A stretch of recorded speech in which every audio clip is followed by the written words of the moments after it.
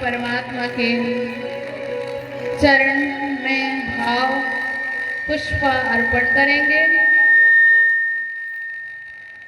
बड़े प्रेम के साथ और भाव के साथ आंखों को बंद करके दोनों हाथों को हृदय के सामने में जोड़ के परमात्मा के चरण को याद करते हुए अपना भाव पुष्प परमात्मा के चरण में अर्पण करेंगे।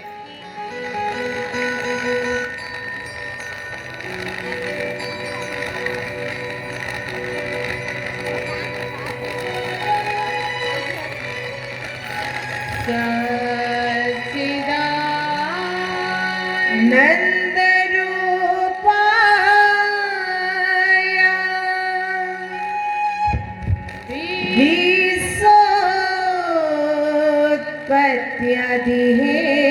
विश्वोत्पत्त्यधिहेतवे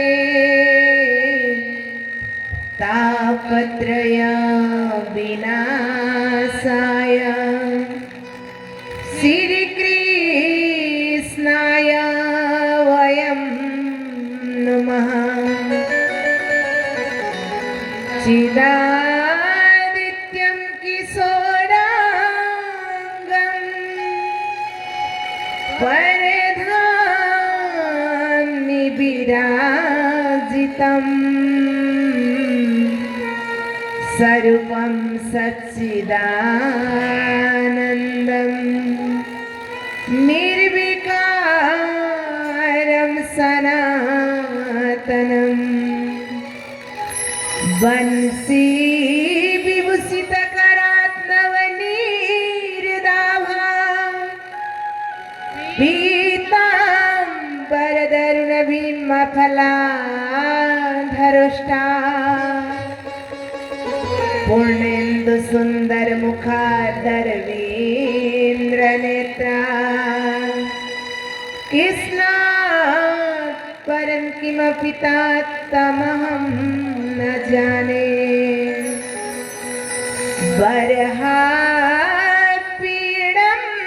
नटवरवपु कर्णयो कर्णिकारम् विप्रद्वासकनककपिशं वैजयन्ती च मालम्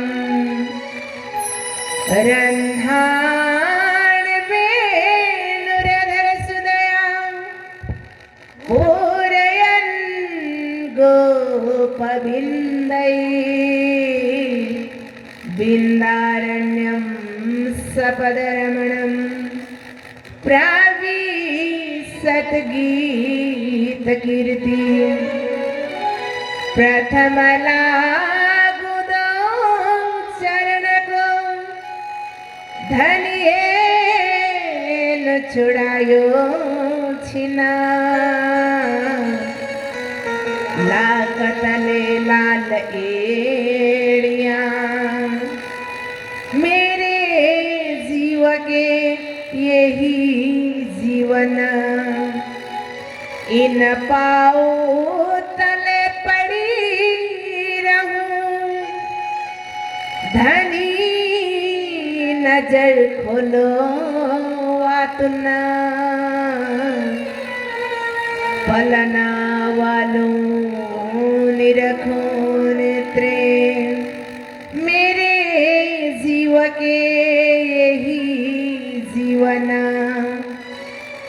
जय जय श्री राधा रमण जय जय नवला किशोर जय गोपी चित्त चोर प्रभु जय जय माखन चोर जय गोपी चित्त चोर प्रभु जय जय माखन चोर।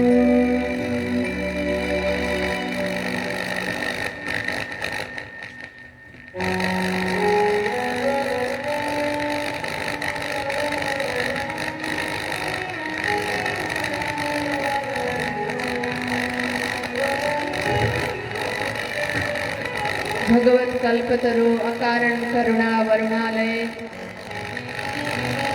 सच्चिदानंदमय अक्षरातीत परब्रह्म परमात्मा के वांग्मय प्रतिमूर्ति स्वरूप श्रीमद् तारतम सागर, उन्हीं सच्चिदानंदमय परब्रह्म परमात्मा की लीला रस कथा से ओतप्रोत ग्रंथ श्रीमद् भागवत महापुराण,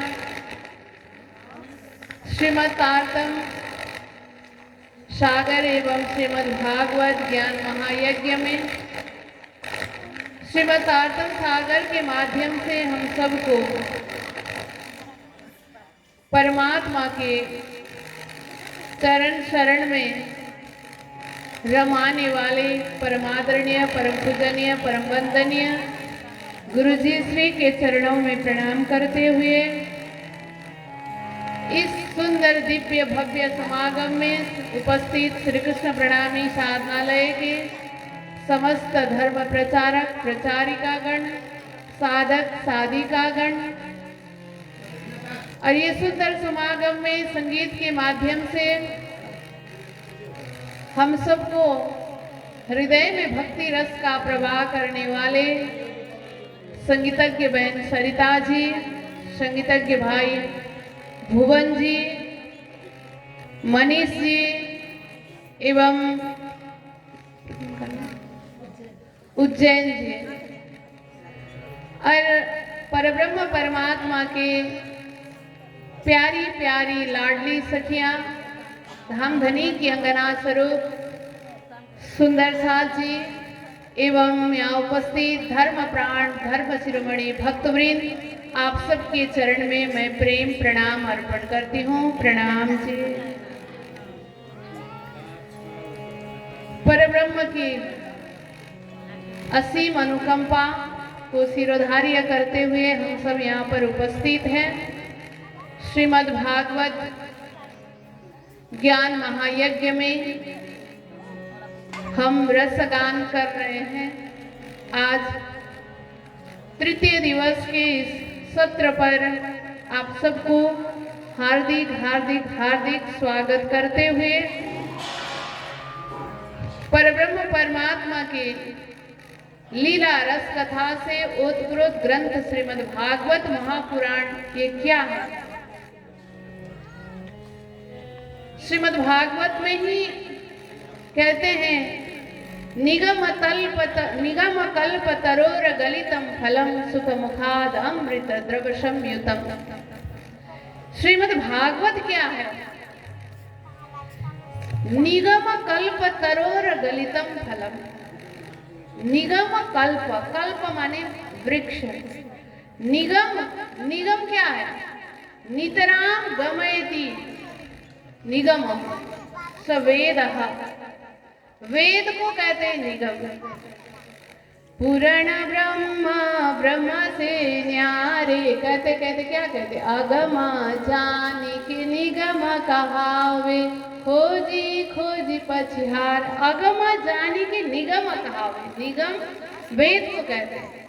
तो ये भागवत क्या है? वेद रूपी वृक्ष का पका हुआ फल है। तो ये वेद रूपी वृक्ष तो बहुत ऊंचा है,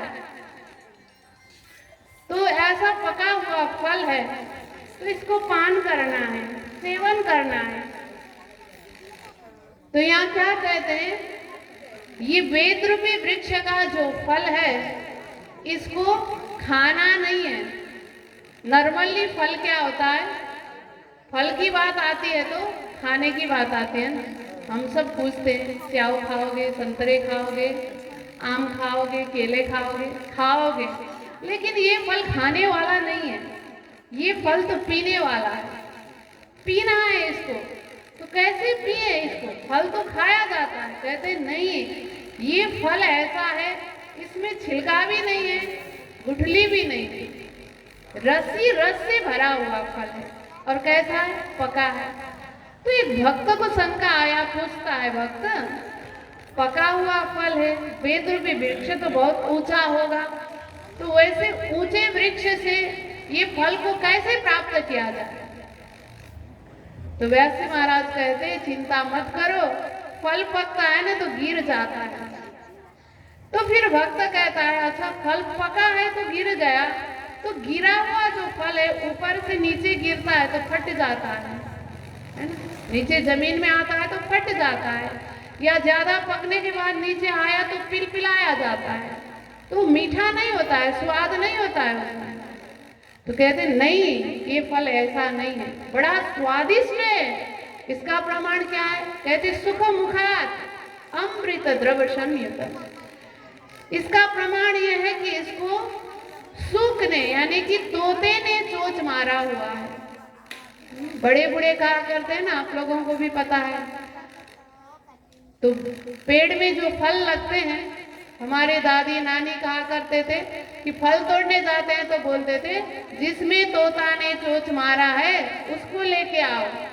तो सच में वो फल बड़ा ही मीठा होता है। तोता उसी फल को चोंच मारता है जो मीठा होता है। तोता बड़ा ही फल का पारखी होता है। तो ये श्रीमद् भागवत रूपी फल में सुखदेव रूपी तोते ने चोंच मारा हुआ है, इसीलिए ये निसंदेह कैसा है, मीठा है। तो इतने ऊंचे से आया है तो फटा हुआ होगा, पिलपिलाया होगा, तो कहते नहीं नहीं ऐसा नहीं है।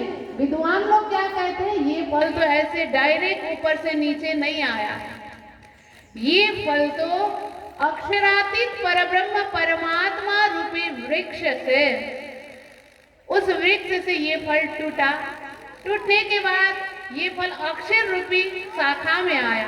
फल वृक्ष में बहुत सारे शाखा होते हैं ना, टहनियां होते हैं ना, डालियां होते हैं ना, तो ये फल अक्षरातीत परब्रह्म परमात्मा रूपी वृक्ष से निकला, तो अक्षर ब्रह्म रूपी शाखा में आके अटका। फिर अक्षर ब्रह्म रूपी शाखा से ये फल धीरे धीरे नारायण रूपी शाखा में आया। नारायण रूपी शाखा से ये फल फिर धीरे धीरे धीरे धीरे ब्रह्मा जी रूपी शाखा में आया। ब्रह्मा जी रूपी शाखा से ब्रह्मा जी रूपी डाली से फिर ये फल धीरे धीरे व्यास रूपी डाली में आया, नारद रूपी डाली में आया, नारद रूपी डाली से ये फल धीरे धीरे व्यास रूपी डाली में आया, व्यास रूपी डाली से फिर ये फल धीरे धीरे सुखदेव रूपी डाली में आया, सुखदेव रूपी डाली से गुरु परंपरा होते हुए ये फल आज हम तक आया। बोलो कृष्ण कन्हैया लाल की जय। तो ये फटा भी नहीं है, पिलपिलाया भी नहीं है, जैसा का तैसा रस भरा हुआ है। कैसा रस है इसमें? तो ये रस तो रस वही सहा ब्रह्म वही रसहा, वेद कहता है रस वो है जो ब्रह्म है ना, वही रस है। परब्रह्म परमात्मा का नाम लीला रस रूपी ये रस है। तो श्री कृष्ण परमात्मा के लीला रस से ओतप्रोत है ये फल। तो इस फल में कहीं भी छिलका नहीं है, कहीं भी गुठली नहीं है। इसको तो क्या करना है, पीना है। पीवतम भागवतम, पीना है इसको। तो कैसे पिए?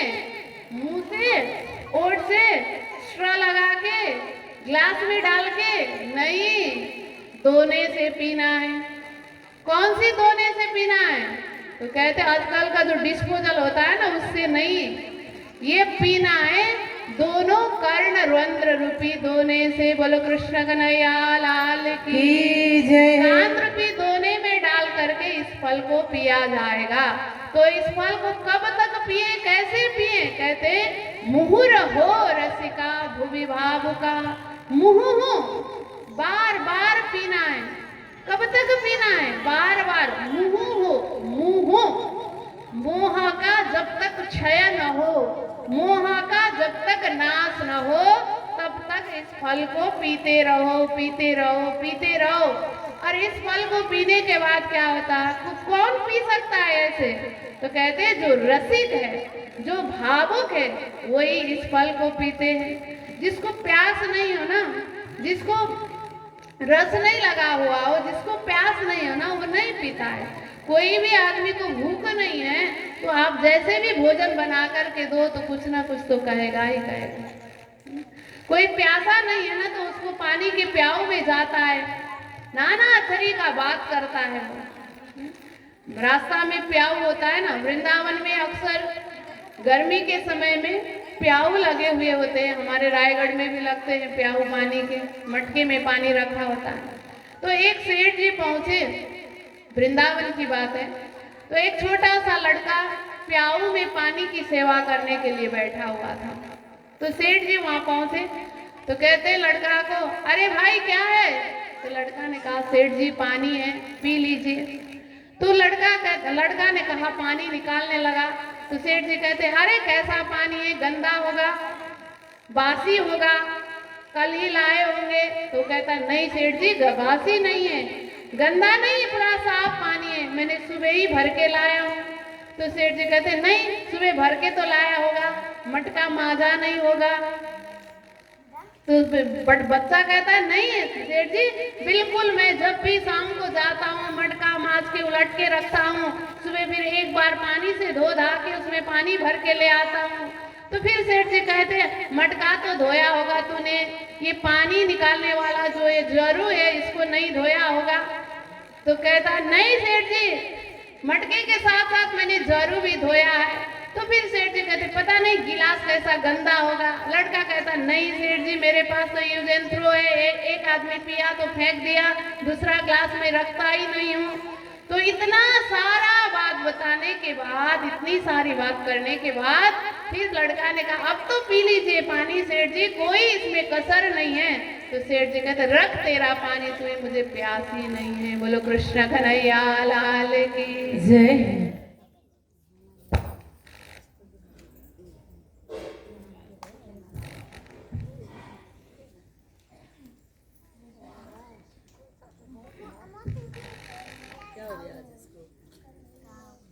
बोलो श्री कृष्ण कन्हैया लाल की जय।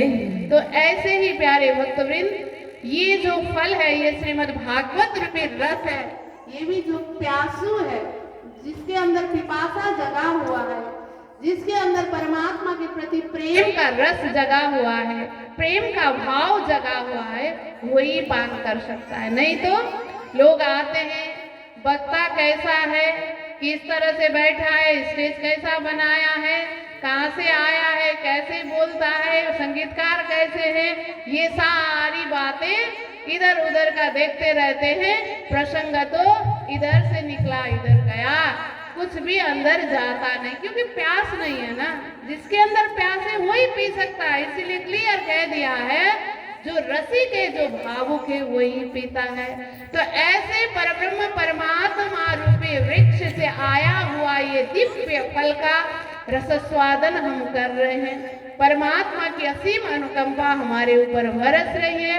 आइए उन्हीं परब्रह्म परमात्मा का थोड़ा सा हम गुण गा करके अपनी वाणी को पवित्र करते हैं। आइए भाव और प्रेम के साथ। आओ आओ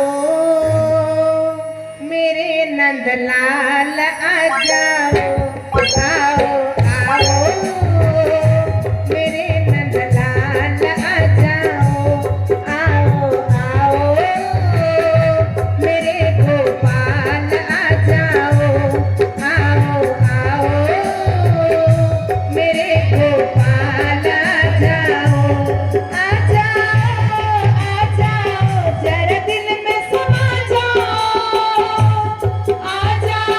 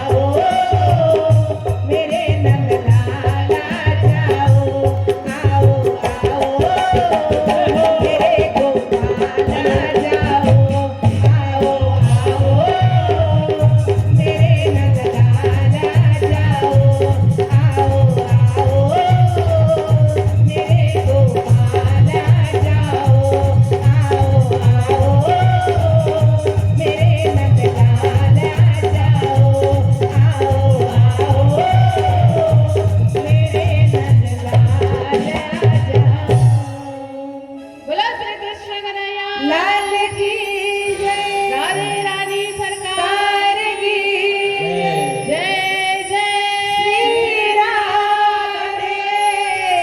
जय जय श्री राधे।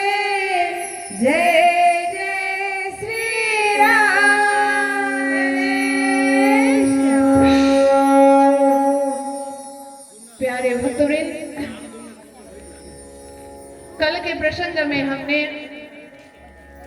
श्रीमद् भागवत महात्म्य महिमा के साथ साथ श्रीमद् भागवत महापुराण का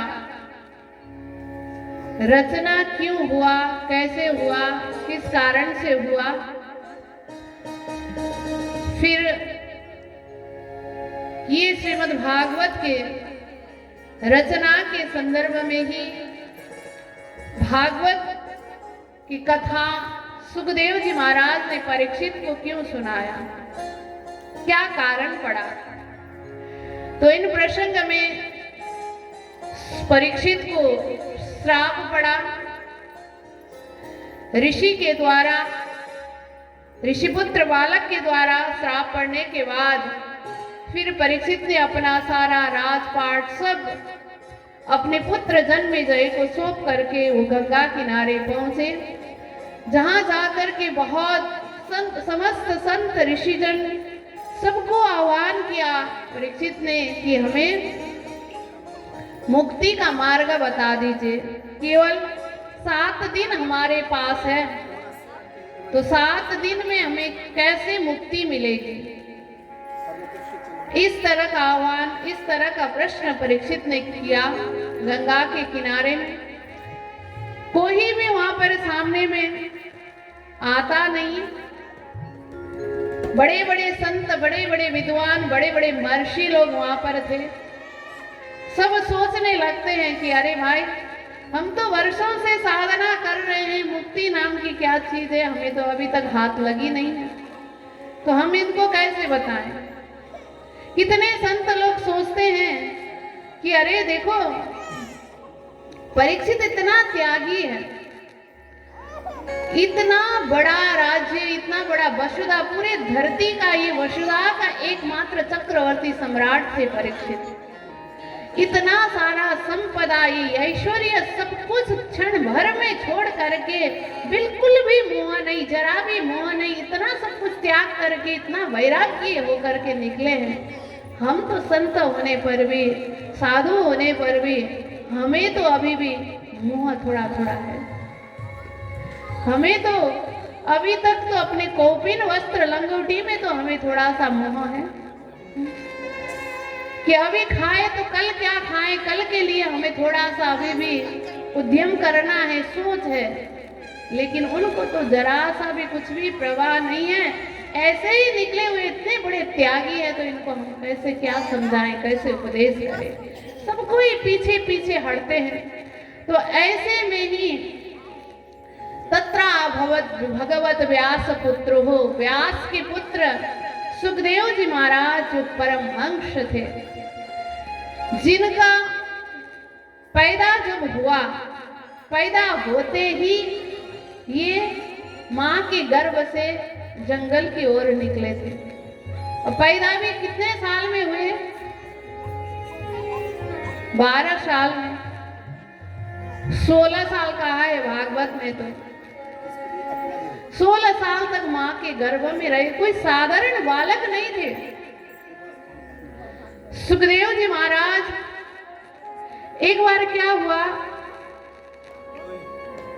कैलाश में माता पार्वती भगवान शिव जी के साथ एकदम आनंद मंगल से अपना दाम्पत्य जीवन बिता रहे थे। तो एक दिन घूमते फिरते नारद जी पहुंचे। नारद जी बड़े कौतुकी संत हैं। उनको ना सब ठीक ठाक एक नाच से चल रहा है तो उनको मजा नहीं आता है, कुछ उसमें नुस्खा जोड़ देते हैं नारद जी, थोड़ा सा चटपटा बना देते हैं। तो बड़ा आनंददायी जीवन था। नारद जी ने जाकर के पार्वती जी को ऐसा कड़ी डाला, चुगली डाला बातें करने लगे। माता पार्वती से बातें करते करते पूछते हैं कि माता पार्वती जी, आपको क्या लगता है भगवान शिव जी सबसे ज्यादा किसको प्रेम करते हैं? तो माता पार्वती कहती है, ये भी कोई पूछने की बात है पुत्र, भगवान शिव जी तो मुझसे ही अधिक प्यार करते हैं। तो शिव जी, पार्वती जी ने जब कहा इतने कॉन्फिडेंस के साथ, तो पूछते हैं नारद जी, अच्छा आपसे इतना प्यार करते हैं तो उन्होंने अपने गले में जो मुंड का माला धारण किया है, ये किसके मुंड है? इतने सारे मुंड किनके हैं आपको पता है? वो तो पता नहीं है मुझे। इतना आप कहते हैं हमें सबसे ज्यादा प्यार करते हैं, तो प्यार में तो कोई बात छुपा नहीं जाता है। तो आप रात दिन देखते हो मुंड का माला धारण करके चलते हैं, फिर आपको पता ही नहीं है किसके मुंड है, ये क्यों धारण करते हैं। तो अब तो फिर पार्वती जी का जीना हराम हो गया। शिव जी तो बड़े ध्यान में थे, मस्त थे, निमग्न थे, पता ही नहीं। अब जब शिव जी ध्यान खुला शिव जी का, ध्यान से उठे शिव जी, जैसे ध्यान से उठते थे तो उठते ही पार्वती जी क्या चाहिए उनको, पानी, चाय, गरम, ठंडा सब ध्यान रखती थी। या पूजा करना हो तो पूजा की सामग्रियां तैयार करती थी। आज तो बिल्कुल भी नहीं दिखती नहीं है पार्वती, कहाँ गई? शिव जी इधर उधर देखते हैं, बोले बाबा कहीं मिली नहीं पार्वती। ढूंढते ढूंढते गए तो पार्वती तो खूब भवन में बैठी हुई है मुंह फुला के।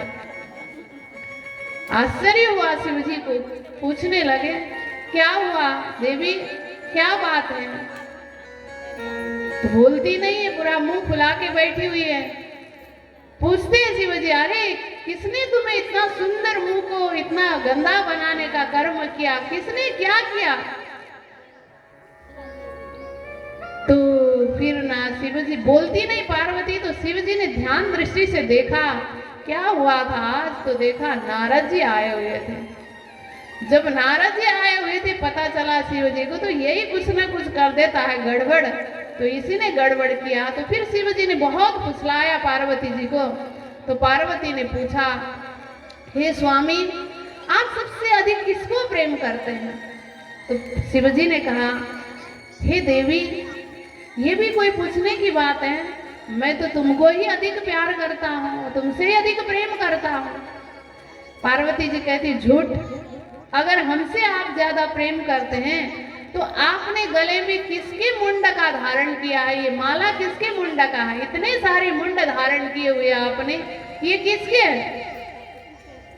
तो शिव जी ने बताया, हे देवी यही तो प्रमाण है कि मैं तुमसे अधिक प्रेम करता हूँ।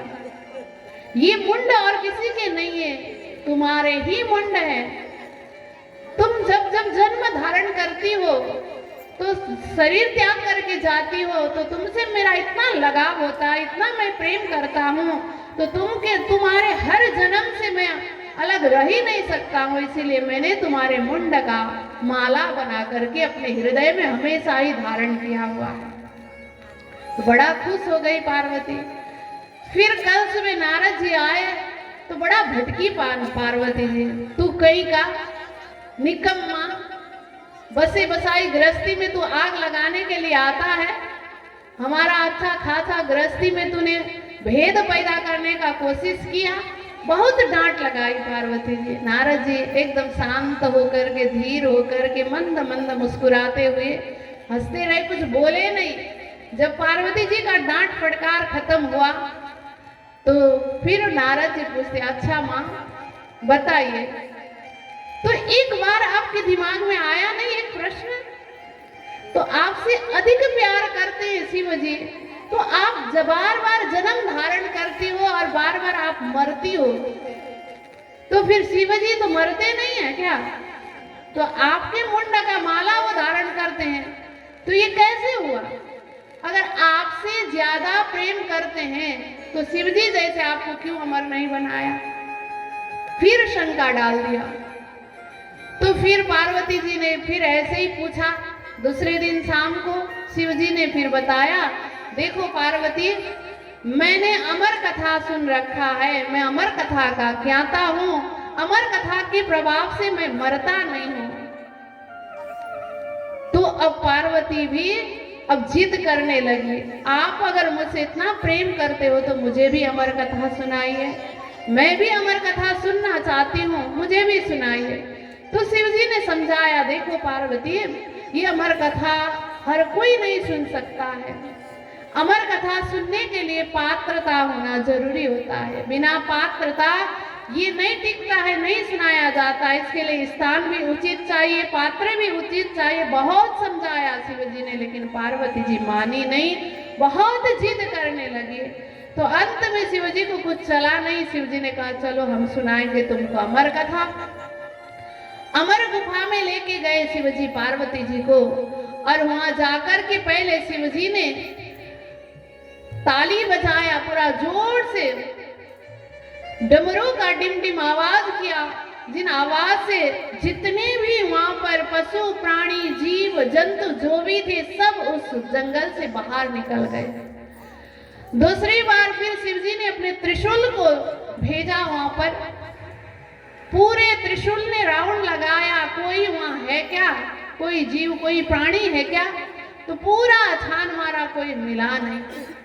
फिर एक विशाल बरगद के पेड़ के नीचे बैठ करके शिव जी पार्वती को अमर कथा सुनाने लगे। तो अमर कथा सुनाते समय शिव जी ने पार्वती को एक शर्त रखा था, देवी जब मैं कथा सुनाता हूँ तो कथा करते करते मैं तो पूरा समाधिस्थ हो जाऊंगा, मुझे पता नहीं चलेगा कि तुम सुन रहे हो या सो रही हो, मुझे पता नहीं चलेगा। इसीलिए तुम क्या करना, बीच बीच में हुंकार भरते जाना, करते जाना, तो मुझे पता चलेगा कि तुम सुन रही हो। तो पार्वती जी ने कहा ठीक है। तो शिव जी कथा सुनाते गए, ये पूरा सारी बात 14 लोक ब्रह्मांड की सारी बातें करते गए। जब वेहद की एरिया में प्रवेश करके वेहद की बात जब करने लगे तो पार्वती जी को आई नींद, सो गई पार्वती जी। शिव जी तो कथा सुना रहे। जब कथा पूरी हुई, शिव जी ने जयकार लगाया तो पार्वती जी चौंक गई। बोलो कृष्ण कन्हैया लाल की जय। कभी कभी हमें भी ऐसा ही होता है ना, इसीलिए बीच में जयकारा लगाया जाता है। जयकारा श्रोताओं को ध्यान आकर्षण करना है, या श्रोता सो रहे या जगे रहे, ये अटेंडेंस है जयकारा। जोर से जयकारा आया, सबका मुंह खुला, तो वक्ता मानते हैं कि श्रोता ठीक ठाक तरोताजा है। अगर जयकारा नहीं तो श्रोता गया। देखिए एक बात है, अभी टिकट लेकर के ट्रेन में तो बैठे ना, हर कहीं जाकर के बैठने को नहीं होता है, अपना ही सीट चाहिए। नहीं तो बीच में टीटी आएगा, स्लीपर का सीट टिकट किया और एसी में जाकर के बैठा तो टीटी क्या करेगा, जुर्माना भराएगा ना, पनिश करेगा, जुर्माना भराएगा। तो टिकट ठीक ठाक है कि नहीं, ये जयकारा वही चेक करने की बात है। ठीक ठाक सीट में बैठे है कि नहीं, ठीक ठाक जगह में है कि नहीं, ये जयकारा से पता चलेगा। हाँ, बोलो कृष्ण कन्हैया लाल की जय। तो पार्वती जी जब जग गई तो कहने लगी, अरे स्वामी आपने जो कथा सुनाई, यहाँ तक की कथा तो हमने सुनी, इसके आगे क्या हुआ बताइए ना। तो शिव जी आश्चर्यचकित हो गए, तुमने इस कथा सुना नहीं? मैंने तो पूरी कथा सुना के मैंने जयकारा लगाया। तो पार्वती जी कहती, मैंने यहाँ तक तो सुना, यहाँ इसके बाद मैं सो गई, मुझे पता नहीं है। तो बीच में हुंकार भर रहा था, किसने भरा हुंकार? शिव जी ने ढूंढा इधर उधर, तो पता चला उसी बरगद के पेड़ के ऊपर तोता तो उड़ गया शिव जी के हुंकार से, शिव जी के डमरू के आवाज से, लेकिन तोता का जो अंडा है, जो फूल है, वहां पर था। तो कथा के प्रभाव से, कथा के आवाज के प्रभाव से धीरे धीरे समय भी हुआ और उस फूल से बच्चा निकल गया, अंडे से बच्चा निकल गया, बाहर आया। और तोता का बच्चा जो सुनेगा वही दोहराएगा, वही बोलेगा। तो उसने जन्म लेते ही उसके कान में आवाज क्या आई? पार्वती जी की हुंकार। तो वही हूँ सुनता गया और बीच में वो भी बोलने लगा। पार्वती जी जब सोई तो हुंकार कौन भर रहा था? तोता भर रहा था, वो सुख भर रहा था। तो शिवजी ने देखा कि अरे ये तो छुप करके इसने चोरी किया, ये तो तोता ने गलत बात की। शिवजी अब उसके ऊपर झपट पड़े, उसको मारने के लिए दौड़े। इतना दौड़ाया, त्रिशूल लेके पीछे पीछे दौड़े। वो तोता भागता गया, भागते सोता मृतलोक के सारे जगह में भ्रमण करते करते व्यास जी के आश्रम में पहुंचा। व्यास जी की पत्नी रजस्वला होके स्नान करके, ऋतु पूरा करके स्नान करके बैठी हुई थी धूप में। धूप में बैठे बैठे जमाई आया उनको, जैसे उन्होंने हाय किया तो तोता जा करके उनके पेट के अंदर घुस गया। बोलो कृष्ण कन्हैया लाल की जय। शिव जी दौड़ते दौड़ते भागते भागते आए तो अब देखा वो तो अंदर घुस गया। क्या किया जाए, त्रिशूल हाथ में लिए खड़े रहे शिव जी। व्यास जी शाम को कहीं से घर में आए तो देखते बाहर शिव जी खड़े। अरे प्रभु, आज कैसे आप हमारे द्वार में आए? बहुत, मैं तो एकदम कृतार्थ हो गया। आवा भगत करने लगे व्यास जी। शिव जी बड़े गुस्से में थे, कहते अरे व्यास, तुम्हारे घर के अंदर मेरा एक चोर घुसा हुआ है, उसको निकालो बाहर। तो व्यास से आश्चर्यचकित हो गए, आपका चोर? आपके पास क्या है चुराने का? आप तो कैलाश में रहते हैं, बड़े भांग धतुरे के साथ निमग्न रहते हैं। आप तो चर्म पहनते हैं, शरीर में भी सर्प का गहना लगाते हैं। आपके पास क्या है? धन माल क्या चुराया? आपको कौन सा चोर है ऐसा? आश्चर्यचकित होते हुए प्रश्न करते व्यास जी की, क्या चुराया आपके यहाँ से? तो शिवजी ने सारी बात बताई। अरे ऐसे वैसे कोई धन नहीं है, अमर कथा छुप करके सुना एक तोता ने, और वो आया है यहाँ तुम्हारे पत्नी के गर्भ के अंदर घुस गया है, उसको निकालो बाहर। तो व्यास जी हंसने लगे, हे प्रभु, आपका नाम ऐसे ही भोले बाबा नहीं है, सच में आप तो भोले ही हो। अरे आप खुद बोल रहे हो कि इसने अमर कथा सुना। अब जिसने अमर कथा सुना तो वो कैसे मरेगा? उसको मारने के लिए आप पीछे पड़े हुए हो। अमर कथा जिसने सुना वो तो मरेगा ही नहीं प्रभु। तो शिव जी का भी ध्यान उस समय आया, हाँ तो मैं भी कहाँ बेवकूफ होके चला, अमर कथा तो सुन चुका है। तो फिर शिव जी ने कहा चलो इसको जरा ध्यान रखना, इसने अमर कथा सुना है, कोई साधारण सुख नहीं है ये। तो चले गए सुखदेव जी महाराज व्यास जी महाराज को सौंप करके। शिव जी, अब ये तोता व्यास जी के पत्नी के गर्भ में आया, महीना 2 महीना 6 महीना साल बीता, बाहर आने का नाम ही नहीं लेता। 2 साल बीता, 3 साल बीता, करते करते करते करते 16 साल रहा माँ के गर्भ में। बाहर से पिताजी बुलाते हैं कि अरे बेटा आओ बाहर निकलो, माँ को बहुत कष्ट हुआ है, बाहर आओ। तो वो कहता है नहीं नहीं पिताजी, बाहर नहीं आऊंगा मैं, बाहर तो माया बड़ा ठगिनी है, बड़ा छलवाली है ये माया। माया तो ऐसी है, ब्रह्मा जी कहते हैं ना, नखंगुरी को ले जाए तोर, नख दिया तो पूरा हाथ ही निकलने वाली है माया। ऐसी माया के चपेट में मैं नहीं फंसूंगा, नहीं आऊंगा पिताजी। व्यास जी कहते नहीं बेटा आओ बाहर, मैं हूं, तुम्हारा रक्षा करूंगा। अंदर से क्या कहता है बच्चा, वो वाला कार्य, पिताजी आप ही खुद माया से अछूत नहीं रहे हो, मेरा क्या रक्षा करोगे? व्यास से कहते अरे बेटा पिता माँ को बहुत कष्ट हो रहा है, बाहर आओ। कैसे आओगे? तो कहते जब मायापति बोलेंगे मेरी सुरक्षा का जिम्मेदारी लेंगे तभी आऊंगा। तो व्यास जी ने फिर परमात्मा को पुकारा किया कि परमात्मा आए, और परमात्मा ने गारंटी दिया कि तुम बाहर आओ, माया तुमको कुछ नहीं बिगाड़ेगी, मैं जिम्मेदारी लूंगा। तो फिर व्यास जी महाराज के पत्नी के गर्भ से सुखदेव जी महाराज बाहर आए। 16 साल माँ के गर्भ में बैठे तो 16 साल के ही हो गए ना। तो जैसे बाहर आए कोई संस्कार हुआ नहीं, कोई साल नाल कुछ निकाला नहीं, कुछ नहीं, ऐसे ही अपने साल नाल को गले में लपेट करके वो तो वैसे ही जंगल की ओर चल दिया। तो ऐसे परमहंस संत, ऐसे परम भगवत महाभागवत सुखदेव जी महाराज वहां पर पधारते हैं। जैसी परीक्षित की आकांक्षा, परीक्षित की इच्छा, अंदर की जो चाहत है, जो प्यास है, उसी तरह के गुरु सामने में प्रकट होते हैं। तो परीक्षित ने जब देखा सुखदेव जी महाराज को, तो परीक्षित ने प्रश्न किया, अतः परीक्षामि संसिद्धिम योगिनाम परमं गुरुम पुरुषस्य यत् कार्यं म्रियमाणस्य सर्वथा। बोलो कृष्ण कन्हैया लाल की। हे गुरुदेव, मैं आपको एक प्रश्न करता हूँ। अतः परीक्षामि संसिद्धिम योगिनाम परमं गुरुम।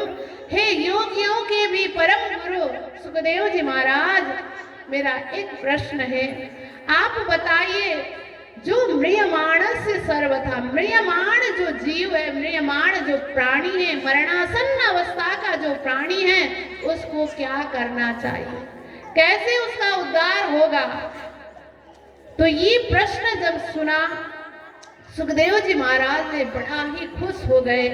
सुखदेव जी महाराज कहते हैं, बरियाने सते प्रश्न कृतो लोकहितम नृपा आत्मविद सम्मत पुंसाम श्रुत व्याधिषु यह परा। अरे सुख परीक्षित, तुमने बड़ा ही सुंदर प्रश्न किया, तुम्हारे प्रश्न के ऊपर मैं तो बड़ा ही खुश हूँ। तुमने ऐसा प्रश्न किया जो प्रश्न के कारण लोकहित कृतम नृपा। हे राजन, तुमने तो पूरे लोगों को हित करने का प्रश्न पूछा। तुमने ये नहीं कहा मैं 7 दिन के अंदर मर जाऊंगा तो मेरा कैसे उद्धार होगा, ऐसा नहीं कहा परीक्षित ने। देखिए क्या कहा, म्रियमाण से सर्वदा, म्रियमाण जीव को क्या करना चाहिए? तो ये जगत तो म्रियमाण है, ये जगत तो मरने वाला है, ये सरकने वाला है, इसीलिए तो इसका नाम क्या है, संसार है।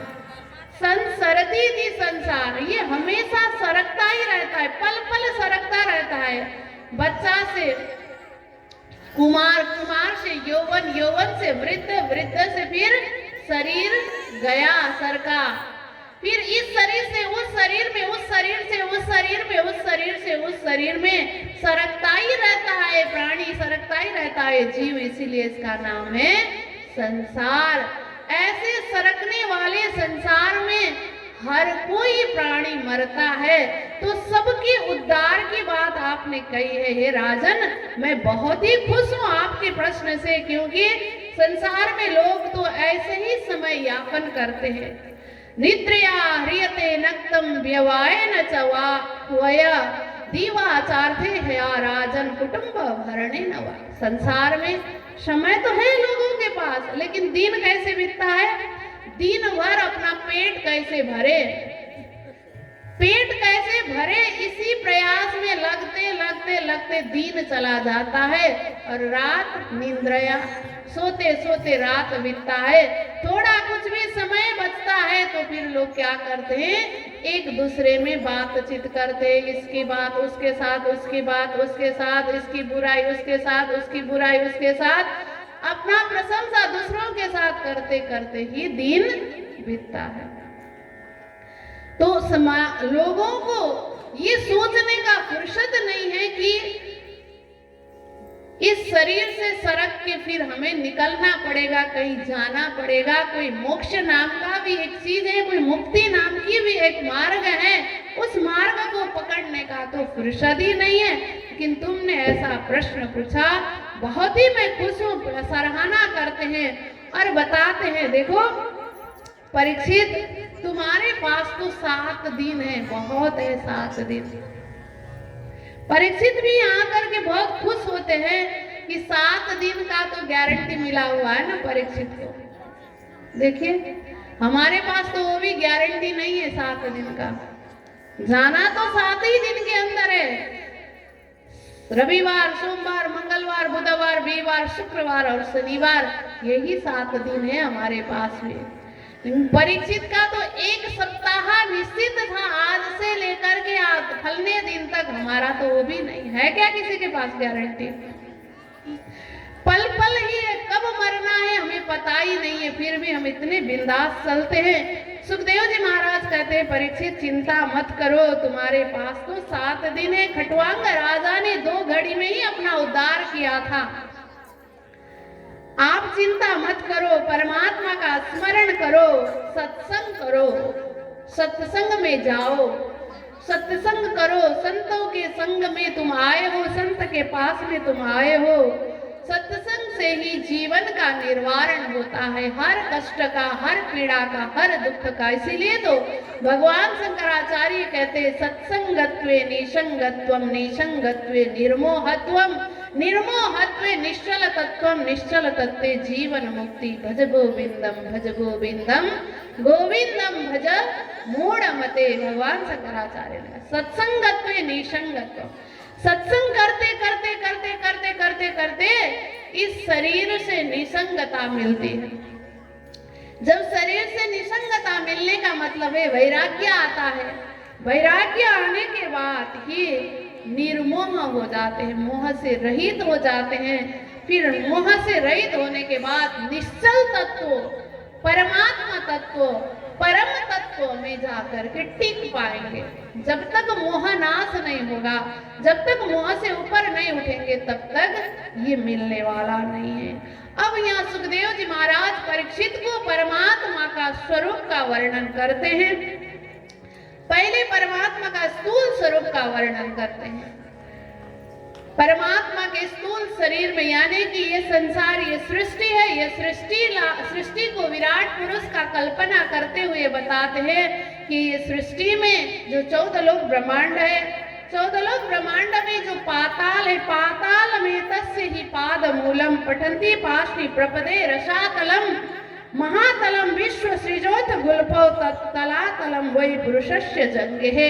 हे परीक्षित, ये पूरा सृष्टि को ही विराट पुरुष के शरीर में कल्पना किया है। पाताल विराट पुरुष का तलवा है, रसातल एड़ी है, महातल उनका टखना है, तलातल पिंडुरिया है, सुतल उनका घुटना है, भूलोक उनकी कटी भाग है, भूरलोक उनका नाभि है, स्वर्गलोक उनकी छाती है, मरलोक उनका ग्रीवा है, जनलोक उनका मुख है, तपलोक उनका कपोल है और कपाल और सिर है।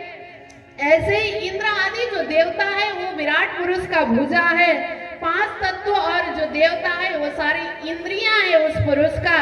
यमराज उनका दांत है, माया उनकी हास्य है, जो हंसी होती है ना, ये हंसी माया, विराट पुरुष की हंसी ही माया है। उनका ऊपरी जो ओंठ है लज्जा है, उनका जो वक्ष स्थल है वो धर्म है, पीठ उनका अधर्म है। उनका वृक्ष, ऐसा वृक्ष जो विराट पुरुष है, उनकी सारी नदी जो है उनकी नाड़ियां हैं। इस तरह से एक समग्र पुरुष के रूप में परिकल्पना करके स्थूल स्वरूप का वर्णन करते हैं परमात्मा का। फिर कहते हैं स्थूल स्वरूप, फिर उसके बाद सूक्ष्म स्वरूप का वर्णन करते हैं। और सूक्ष्म स्वरूप का वर्णन करते हुए फिर परीक्षित को कहते हैं सुखदेव जी महाराज, एतत् भगवतो स्थूलम रूपम तेभ्याहृतम मया मयादि विस्सावर्णै अष्टाभिर्वैरावृतम। हे परीक्षित, मैंने ये स्थूल स्वरूप का वर्णन करके बताया तुमको, लेकिन ये स्थूल स्वरूप जो है इससे भी आगे और एक स्वरूप है सूक्ष्म स्वरूप, वो ये जो है ये अष्टावरण के अंदर है। और उससे आगे जो सूक्ष्म स्वरूप है उसकी बात करते हैं। अतः परम सूक्ष्मतमम अव्यक्तम निर्विशेषणम अनादि मध्य निधनम नित्यम वांग मनसा परम। उससे परे सूक्ष्म स्वरूप है परमात्मा का। वो कैसा है? मन बुद्धि वाणी से परे है, आंखों से नहीं दिखा जाता है, इन इंद्रियों से उनको नहीं छुआ जाता है। ये इंद्रियों से परे एक स्वरूप है परमात्मा का। लेकिन वो भी कैसा है? अमुनि भगवत रूपे मयाते अनुवर्णिते उभे अपि न गृह्णन्ति माया सृष्टे विपस्सिता। हे सुखदेव, हे परीक्षित, ये दोनों स्वरूप का जो मैंने वर्णन करके बताया, ये अंत तो गत्वा परमात्मा का शुद्ध स्वरूप नहीं है। ये दोनों स्वरूप माया से आवर्णित है, मायाकृत स्वरूप है। तो इसके पीछे जो भी लगता है उसको धोखा ही होता है। बोलो कृष्ण कन्हैया लाल की जय। ये दो स्वरूप, स्थूल स्वरूप और सूक्ष्म स्वरूप को पकड़ करके जो पीछे लगता है उसको धोखा होता है, क्योंकि ये माया से आवृत स्वरूप है। अष्टावरण से ऊपर का जो वर्णन किया, महतत्व आदि का वर्णन किया, वो भी माया से आवृत स्वरूप बताया है। सुखदेव जी ने बताया है प्यारे भक्तवृंद, ये हमने नहीं बताया है, सुखदेव जी बता रहे हैं भागवत में। अगर इन्हीं स्वरूप के पीछे लग के चले तो हमारा हाल क्या होगा, जो नासवान है। तो कहते फिर क्या करें? तो शंकराचार्य जी ने कहा है, साकारस्य विनाशोस्ति निराकारस्य शून्यत्वात् शून्यस्य च वस्तुत्वात् उभय पक्ष विभिन्नम वस्तु ज्ञान मोक्ष। हे भक्त जनो, दो स्वरूप परमात्मा का बताए, एक साकार स्वरूप, एक निराकार स्वरूप। तो ये दोनों तो माया से आवृत बताया, लेकिन इससे भी परे एक स्वरूप है परमात्मा का, जो शुद्ध साकार है, जिसके विषय में कैवल्य उपनिषद में कहा है, एवं विदित्वा परमात्मा रूपम गुहाशयम निष्कलम अद्वितीयम समस्त साक्षित सत्सद विहीनम प्रयाति शुद्धम परमात्मा रूपम। परमात्मा का रूप तो शुद्ध साकार रूप है, वो कहाँ रहता है, उसका स्थान कहाँ है? वेद कहता है, दिव्यो ही अमृत पुरुषः वायव्यो यंतरो ह्यज अप्राण यमना शुभ्र है अक्षरात् परतः पर। जिसके विषय में गीता जी में भगवान ने कहा है, द्वावी बहु पुरुषो लोके क्षरस्साक्षरे वच क्षर सर्वाणि भूतानि कुटस्थो अक्षर उच्यते उत्तमः पुरुषस्तन्य परमात्मा इति उदाहरितः। वही स्वरूप परमात्मा है जो क्षर से भी परे, अक्षर नारायण आदि से भी ऊपर का जो लोक है, वो बेहद का एरिया है, अक्षर का एरिया है। उस अक्षर ब्रह्म का भी चतुष्पाद के विषय में वेद ने बताया है।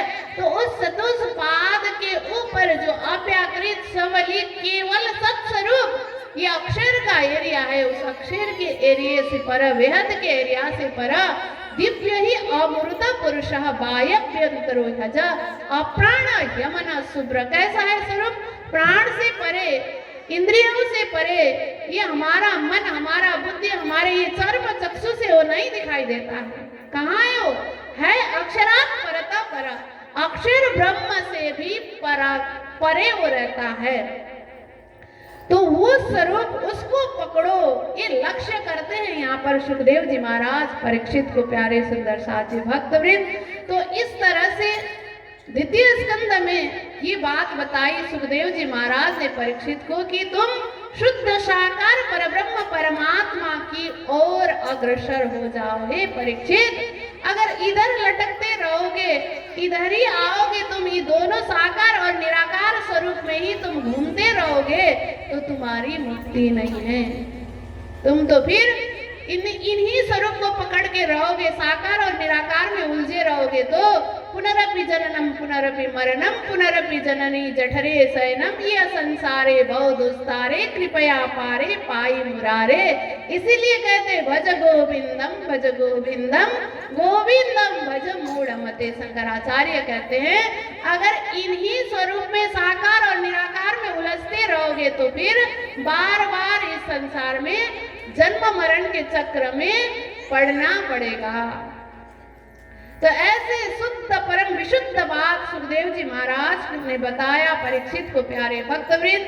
अब इसके बाद आगे फिर श्रीमद् भागवत में ऐसा एक प्रसंग आता है, विदुर और मैत्री जी का संवाद शुरू होता है। विदुर एक ऐसे परम भक्त थे भगवान श्री कृष्ण के। महाभागवत में एक भागवत है विदुर जी, बड़े ही निष्ठ भक्त थे, बड़े ही त्यागी भक्त थे विदुर।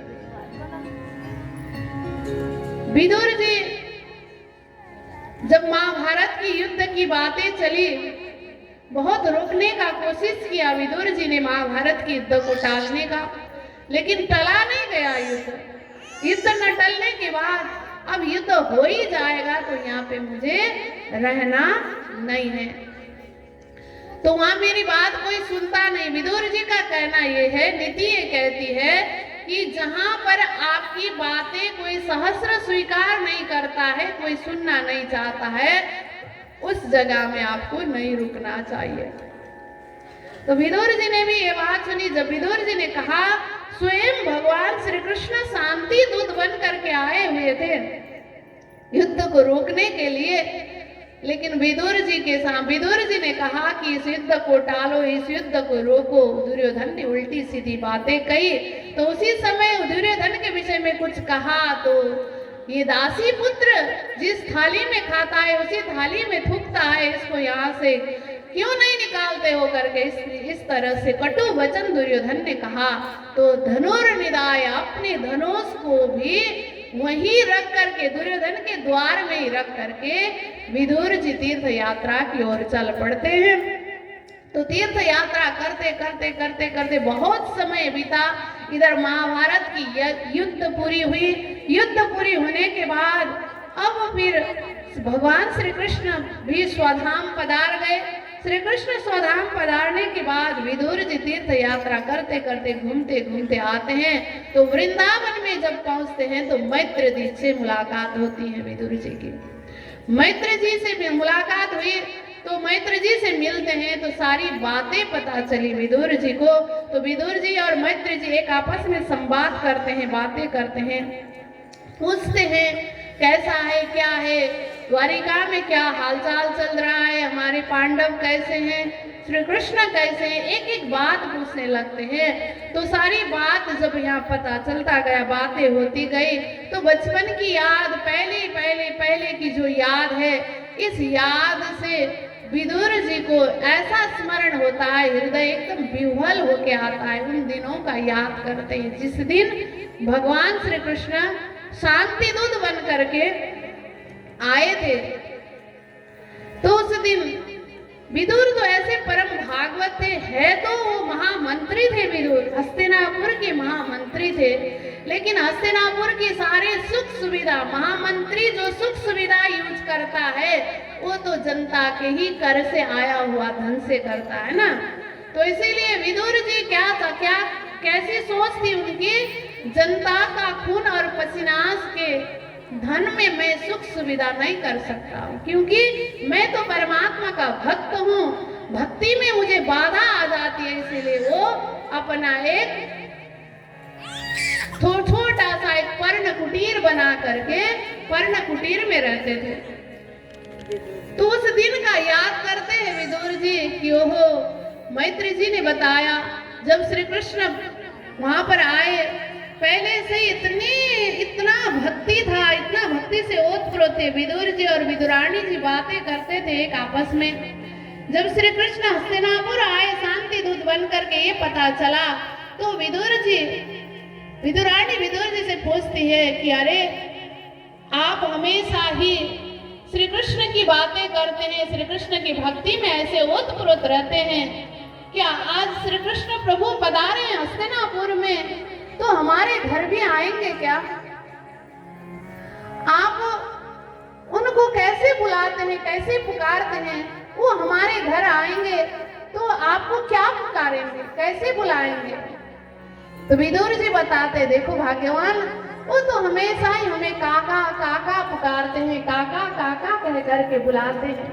तो ये बातें सुनते ही विदुरानी ऐसा विह्वल हो जाती है कि भगवान ने उनको काका बुलाया तो मुझे काकी बुलाएंगे, मैं कितनी भाग्यशाली हूँ, भगवान मुझे काकी कहेंगे, श्री कृष्ण मुझे काकी कहेंगे। ऐसे बात में ऐसे विह्वल हो जाती है। सोचते सोचते विदुर जी कुछ काम से बाहर निकलते हैं, विदुरानी अपना घर के काम में लग जाती हैं, लेकिन उनके अंदर यही भावना है, यही सोच है, श्री कृष्ण आएंगे मुझे काकी काकी कहेंगे तो मैं कितना धन्य हो जाऊंगी, उनके मधुर मधुर मुख से, मधुर मधुर वाणी से काकी काकी बुलाया सुन के मैं कितने धन्य धन्य हो जाऊंगी। ऐसे ही सोच में उपड़ती है। श्री कृष्ण आए हस्तिनापुर, विदुर जी के पास, विदुर जी हस्तिनापुर गए, सारी बातें हुई। श्री कृष्ण को बहुत भूख लगी हुई थी, दुर्योधन ने बहुत खातिरदारी की, लेकिन श्री कृष्ण ने कहा नहीं, मुझे अभी न भूख है न तुम्हारे अंदर मेरे प्रति प्रेम है। भोजन तो दो ही सिचुएशन में किया जाता है, या तो अधिक भूख हो, भूख के कारण मरने का अवस्था हो तो वहाँ कुछ भी नहीं देखा जाता है, या तो अधिक प्रेम हो तो प्रेम के कारण लोग पेट भरा भी हो तो भी एक मुट्ठी चना भी खा लेता है प्रेम के कारण। हे दुर्योधन, तुम्हारे पास न प्रेम है न मुझे भूख है, मैं तो कुछ भी नहीं खाऊंगा। दुर्योधन का जो 56 भोग था उसको त्याग करके श्री कृष्ण दौड़े दौड़े भागे भागे आते हैं विदुर की कुटिया में। विदुर की कुटिया में आकर के श्री कृष्ण बुलाते हैं, बाहर से दरवाजा में खड़े होकर के बुलाते हैं, काकी काकी, अरे काकी, काकी मस्त है, आज भगवान आएंगे मेरे घर में तो मैं कितना भाग्यशाली रहूंगी, यही वो विह्वल है, आनंदित है। श्री कृष्ण कहते अरे काकी कोई है घर में, काकी आवाज लगाते उनको सुनाई नहीं देता है, वो तो भाव विह्वल है विदुरानी। श्री कृष्ण को जोर शोर की भूख लगी हुई है, श्री कृष्ण दौड़ते हुए भागते हुए अंदर घुस जाते हैं, अंदर प्रवेश करते हैं, अंदर जाकर के पास में जाकर के बुलाते, बगल में पकड़ते, काकी काकी काकी। काकी जब एकदम सन्न हो जाती, अरे श्री कृष्ण पास में क्या करूं मैं, कुछ समझ में ही नहीं आता है, इतनी भाव विह्वल है, इतने आप प्रेम में इतनी मस्त है काकी, काकी को कुछ पता ही नहीं चलता है। श्री कृष्ण के दिव्य स्वरूप को निहारती रहती है काकी। तो श्री कृष्ण कहते हैं काकी मुझे बैठने का भी कुछ कहोगी, बैठने का जगह भी दोगी। तो काकी एकदम चौंकती, आइए आइए प्रभु आइए, विराजिए। विराजने के लिए काकी ने फिर श्री कृष्ण को आसन दिया, श्री कृष्ण आसन में बैठे। आइए अब क्या होता है दोनों के बीच में, भजन के माध्यम से हम श्रवण करेंगे। आज कृष्ण आए विदुर घर पाउना, आज कृष्ण आए विदुर घर पाउना, आज कृष्ण आए विदुर नहीं घर ही विदुरानी, विदुर नहीं घर ही विदुरानी, आवत देखे सारंग बाणी, आवत देखे सारंग बाणी, ले आसन बिछाउना, आज कृष्ण आए विदुर घर पाउना।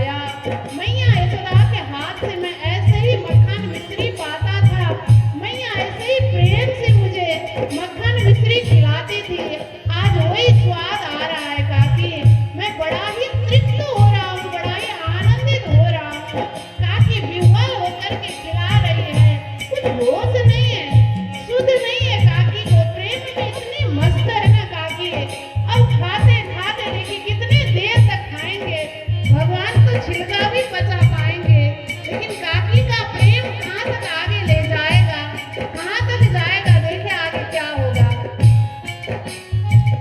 इतनी माहिर विदुर जी आए, इतनी माहिर विदुर जी आए, विदुरानी पर बहुत रिसाए, विदुरानी पर बहुत रिसाए, घर की लाज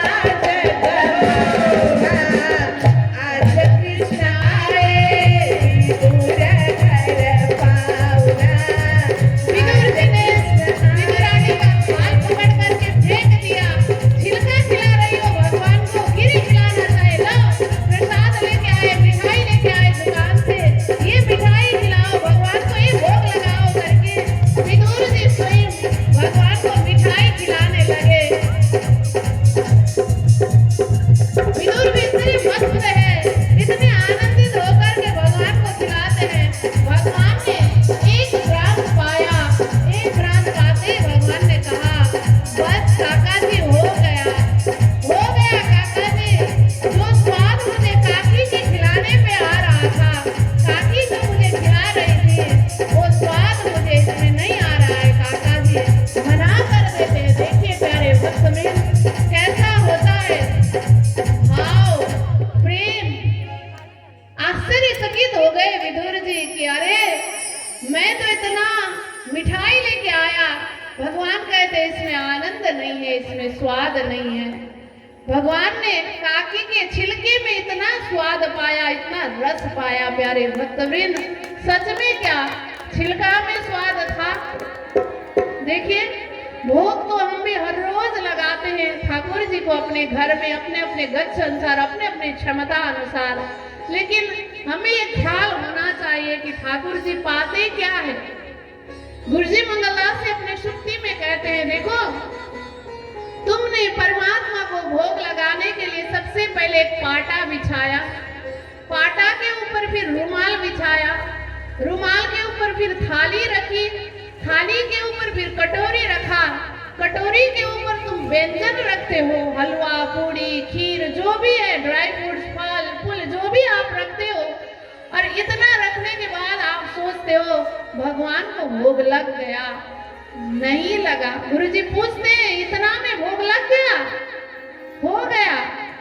यहाँ पे सोचना चाहिए प्यारे भक्तवृंद, उससे महत्वपूर्ण चीज हमने रखा कि नहीं, क्योंकि परमात्मा पदार्थ के भूखे नहीं है, परमात्मा तो प्रेम चाहते हैं, परमात्मा पदार्थ के भूखे नहीं है। पदार्थ तो जो कुछ भी हमारे पास है वो परमात्मा का ही दिया हुआ है, वही देते हैं तब हमारे पास है, तो उनके पास तो कोई कमी है ही नहीं, वो तो पूर्ण मद है, पूर्णात पूर्ण है वो, उनके पास कोई चीज की कमी है ही नहीं, तो वो पदार्थ क्यों चाहते हैं? पदार्थ के साथ साथ प्यारे भक्तवृंद उस थाली के ऊपर, उस भोग व्यंजन के ऊपर सबसे महत्वपूर्ण चीज है हमारा भाव, हमारा प्रेम। अगर हमने वहां पर प्रेम नहीं धरा, भाव नहीं धरा, तो परमात्मा के लिए लायक नहीं है।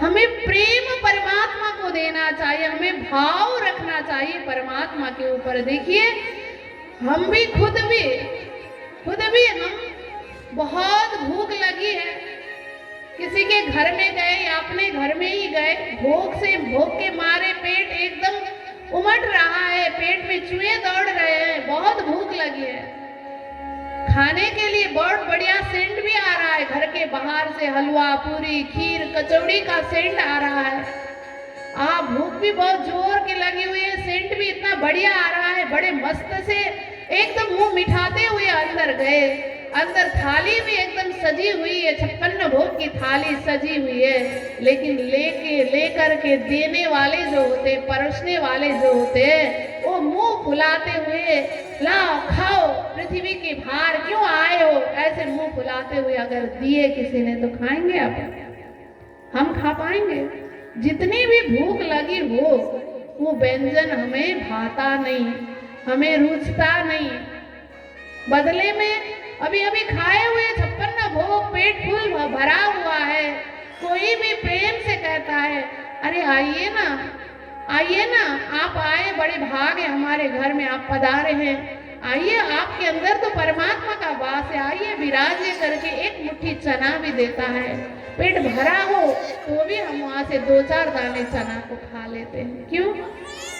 हम भी खुद प्रेम के भूखे हैं, पदार्थ के नहीं है। तो परमात्मा तो स्वयं प्रेम स्वरूप है। तो विदुर जी के भाव के आगे विदुरानी का भाव देखिए कितना बढ़कर था। विदुर जी का यहाँ पर बुद्धि सामने में आया, विदुरानी का हृदय सामने में था। परमात्मा को हमेशा हृदय का भाव पसंद है, बुद्धि की बठियाई नहीं। बुद्धि की चालाकी परमात्मा को पसंद नहीं है, परमात्मा को तो हमेशा हृदय का भाव पसंद है। आप हृदय खोल करके परमात्मा के सामने में रख दो, परमात्मा सहस्र स्वीकार करेंगे। प्यारे भक्तवृंद, ऐसे सुंदर दिव्य प्रसंग को सुनते हुए अब हम आगे बढ़ते हैं। बहुत बढ़िया प्रश्न विदुर जी मैत्री जी को करते हैं। फिर विदुर जी यहाँ पर सृष्टि विस्तार विषय प्रश्न पूछते हैं कि ये सृष्टि का विस्तार कैसे हुआ, क्यों हुआ, कैसे हुआ। तो ये बात यहाँ पर बताते हैं, अक्षरातीत परब्रह्म परमात्मा ने जब दिल में विचार किया किस प्रसंग से सृष्टि बना, सृष्टि बनने का भी एक ही ये बात है, सृष्टि बनने का भी कारण एक ही है, वो प्रेम। परब्रह्म परमात्मा स्वयं प्रेम स्वरूप है, आनंद स्वरूप है, परमात्मा स्वयं चिदघन स्वरूप है। तो ऐसे दिव्य परमात्मा का धाम भी प्रेममय है। तो परमात्मा के प्रेममय धाम में जब हम थे तो हमने परमात्मा की प्रेम की महिमा जानी नहीं, प्रेम की महिमा हमने समझी नहीं। जैसे हमारे घर के बच्चे माँ बाप के बहुत लाड़ प्यार में पले बच्चे जो होते हैं ना, वो माँ का कीमत समझते नहीं जल्दी से। माँ के लाड़ प्यार में पले बच्चे, माँ मेरा बच्चा ये नहीं खाता, वो नहीं खाता, कर करके रोज ही नया नया आइटम बना के खिलाती है, लेकिन बच्चा हमेशा ही ऐंठता ही रहता है, ये नहीं खाऊंगा, वो नहीं खाऊंगा। माँ जो बनाती है, माँ का भाव, माँ का प्रेम, माँ का प्यार दिखता ही नहीं उसको, क्योंकि माँ के गोदी में बैठा है ना, उसने दुख देखा नहीं है, उसने घृणा देखा नहीं है, वो माँ का प्यार नहीं समझता है। तो माँ हैरान हो जाती है, पिताजी से कहने लगती है पति से, अरे हमारा बेटा तो बड़ा ही उद्यमकारी हो गया है, कैसे करें इसको। तो दोनों मिल करके सलाह करते हैं, इसको थोड़ा सा हम 1-2 साल के लिए हॉस्टल में डाल दें। तो सलाह हुआ, तो पिताजी ने भी कहा हाँ, ये तो मेरा कोई दुख भी बुझता नहीं, समझता नहीं, चलो इसको हॉस्टल में डाल देते। तो जैसे उस बच्चे को ले जाके हॉस्टल में डालते हैं, तो सुबह सुबह हॉस्टल के रूटीन में जो उठना पड़ता है, और माँ जब उठाती थी घर में बड़े लाड से, बड़े प्रेम से, बड़े प्यार से, एक बार नहीं 10-10 बार जाकर के उठाते समय भी वो उधर मड़ोड़ता, उठता नहीं था।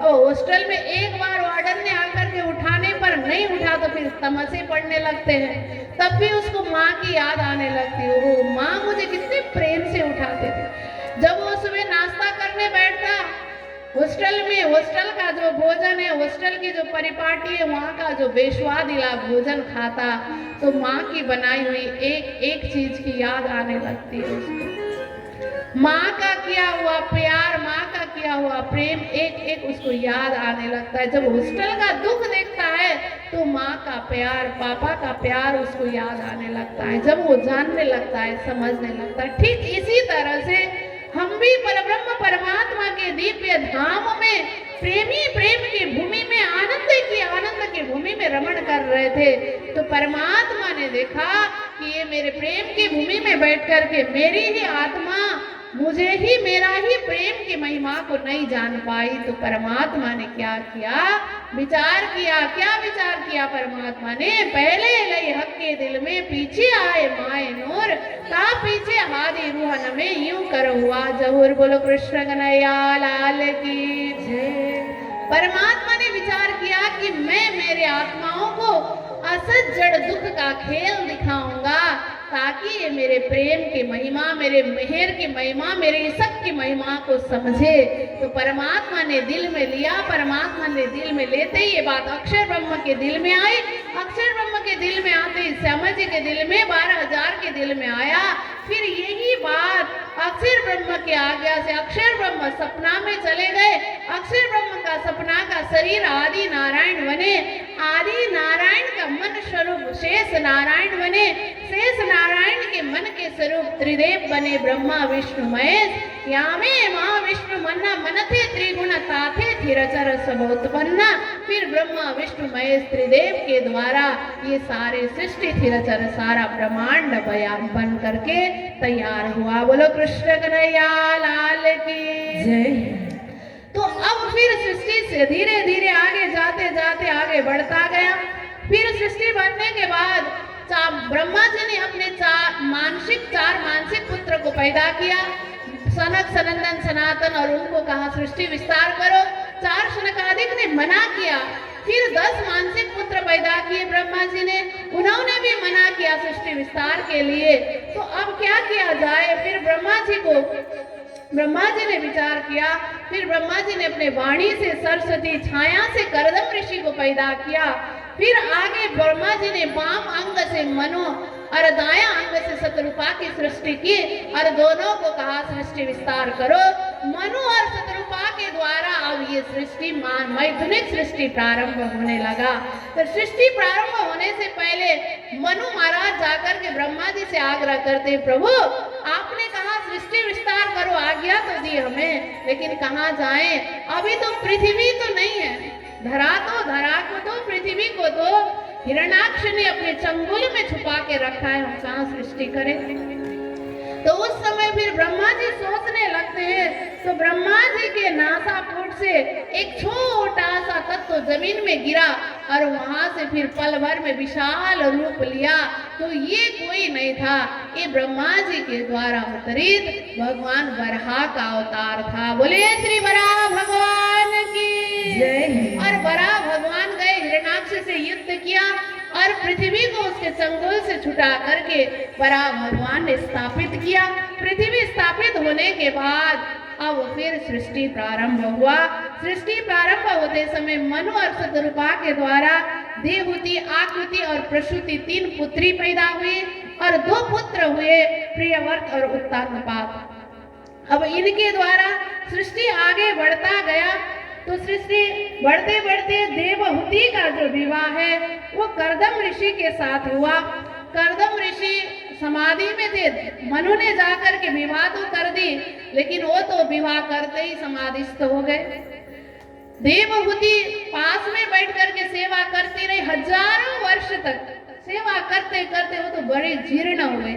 मनु महाराज की पुत्री थी, वो महाराज की पुत्री, और एक ऋषि के साथ शादी हुई। ऋषि के पास तो कुछ था ही नहीं, एक कुटिया में पर्ण कुटीर में रहते थे। तो शादी सेवा करने लगे, उनके पास तो अब बदलने वाला कपड़ा भी नहीं था। सुबह उठती थी, नहाती थी, धोती थी, और वही गीले वस्त्र में ही ऋषि की सेवा में निमग्न रहते थे। तो हजारों वर्ष बीतने के बाद एक दिन करदम ऋषि की समाधि खुली, ध्यान खुला, तो सामने में देखते एक जीर्ण शीर्ण स्त्री सामने में है। तो उनको ये भी ध्यान में नहीं है कि मैं शादीशुदा हूँ, मैंने शादी किया था, वो भी भूल गए। पूछते, देवी तुम कौन हो? अपने पत्नी को देखिए। तो पूछने के बाद वो कहती, प्रभु मैं महाराज मनु की पुत्री देवहूति आपकी धर्म पत्नी हूँ। तो तब आश्चर्यचकित होते हैं करदम ऋषि की ये कैसी स्त्री है, इतने वर्षों तक कोई सुख नहीं, कोई सुविधा नहीं, कोई खाने पीने का ठिकान नहीं है, इस तरह से मेरे सेवा में निमग्न रही। तो उनको सेवा को देख करके कर्दम ऋषि कहते हैं, तुष्टो हम अद्य तव मानसी मानदया शुश्रूषया परमया परया च भक्त्या। हे देवी, मैं तुम्हारे भक्ति से, तुम्हारे सेवा से मैं बहुत प्रसन्न हो गया हूँ। अब बोलो क्या चाहती हो, मांगो। मैं योग से निष्ठ हूँ, तप से निष्ठ हूँ, क्या चाहती हो मां, बोलो। तो उस समय देवहूति कहती है कि हे पति, हे स्वामी, मुझे कोई अभिलाषा नहीं, आपकी मेरी शादी तो हुई लेकिन हम गृहस्थ जीवन में प्रवेश नहीं हुए। तो फिर कर्दम ऋषि उनको लेकर के एक तालाब में जाते हैं। वो ऐसा दिव्य तालाब था जहाँ पर सारे नदियां, सारे तीर्थ, सारे दास दासियां, 7 करोड़ सा दास दासियां आकर के उनको उबटन लगाते हैं देवहूति को और नहलाते हैं उस तालाब में। जैसे उस तालाब से नहा के बाहर आई तो दिव्य स्वरूप धारण करती है देवहूति। तो दिव्य शरीर धारण करने के बाद फिर कर्दम ऋषि ने अपने तपोबल से, योग बल से एक सुंदर विमान खड़ा किया। जो विमान ऐसा था, इच्छाचारी मन वेगी था, इच्छा से चलने वाला, कोई ईंधन नहीं चाहिए, कोई पेट्रोल वगैरह कुछ नहीं चाहिए, मन के वेग से चलने वाला विमान था। हर तरह का सुख सुविधा से परिपूर्ण था वो विमान। और उसी विमान में बैठ करके दोनों पति पत्नी यात्रा करने लगे। तो वर्षों बीत गया। उस वर्षों बीतने के बाद, वर्षों बाद याद आई कर्दम ऋषि को कि अरे कितना साल हो गए। उन्होंने जब शादी की थी वो भी भगवान के कहने पर शादी की थी कर्दम ऋषि ने। तो उन्होंने यही शर्त रखा था कि जब एक संतान पैदा होगा तो मैं तो वन की ओर चला जाऊंगा तप करने के लिए। तो देखते कर्दम ऋषि को ध्यान आया तो एक संतान की बात की थी मैंने, तो 9 पुत्रियां हो चुकी हैं, 9 लड़की हो गई थी। कला, अनुसुईया, अरुंधति, शांति, श्रद्धा, हविर्भू, गति और क्रिया, 9 संतान पैदा हुए। तो अब क्या करे प्रभु, इनकी शादी करा दे। फिर ब्रह्मा जी की मानसिक पुत्र के साथ शादी कराया गया।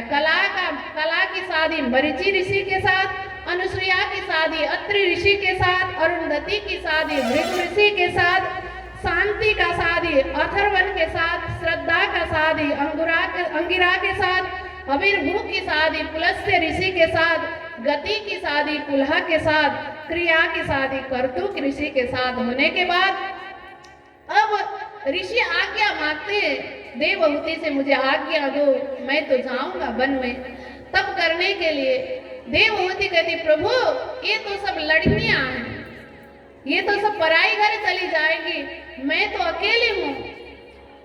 तो फिर उस समय ध्यान में आया कर्दम ऋषि को, हाँ मुझे तो भगवान ने कहा था मैं तुम्हारे यहाँ पुत्र बन करके आऊंगा। तो फिर कुछ समय रहे तो स्वयं भगवान ने देवहूति के गर्भ से कपिल के रूप में जन्म धारण किया। बोले श्री कपिल भगवान की। जैसे कपिल भगवान पैदा हुए वैसे ही कर्दम ऋषि तो अपने वचन के अनुसार जंगल की ओर चल दिए तप करने के लिए। अब उस विमान में दोनों प्राणी यात्रा करें, भगवान कपिल और माता देवहूति। बहुत वर्ष तक यात्रा करते करते करते करते एक दिन माता देवहूति भगवान कपिल से एक प्रश्न करती है कि हे प्रभु मनस्तु सतरूपायाम। वो प्रश्न करती है कि हे प्रभु मैं कर्दम ऋषि की पत्नी हूँ, पिता मेरे मनु महाराज थे और मेरे मायके में भी कोई चीज की कमी नहीं थी, हरा भरा था, हर चीज, हर सुख सुविधा, भोग आदि सब मैंने किया है।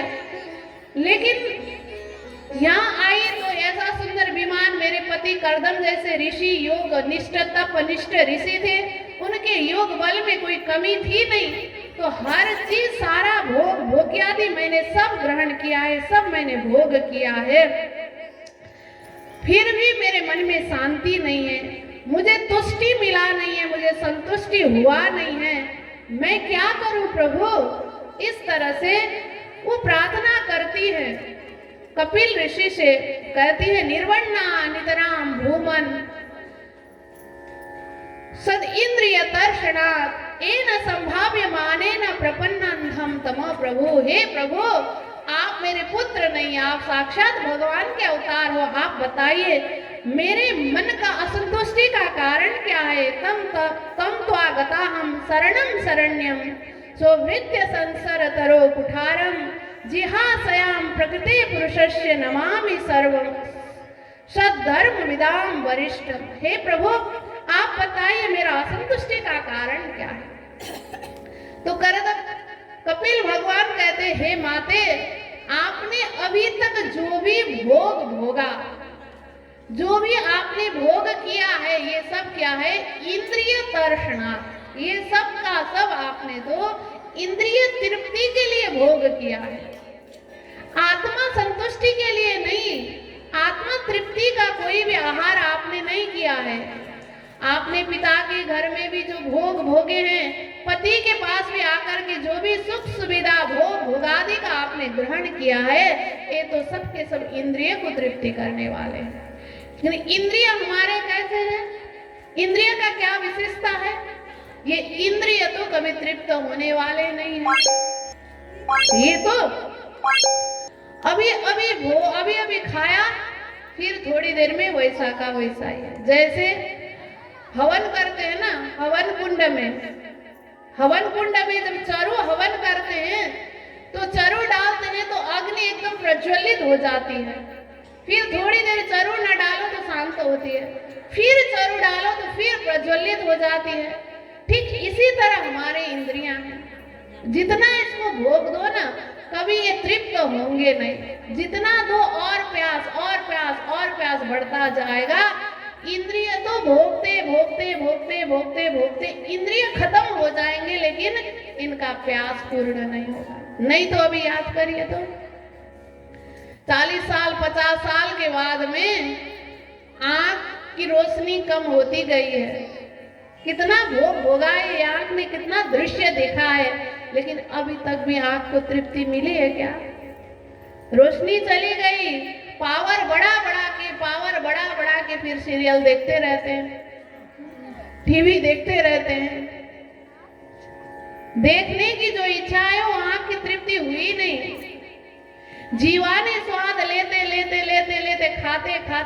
खाते शरीर में अनेक तरह के रोग आ गए, रोग का घर हो गया शरीर।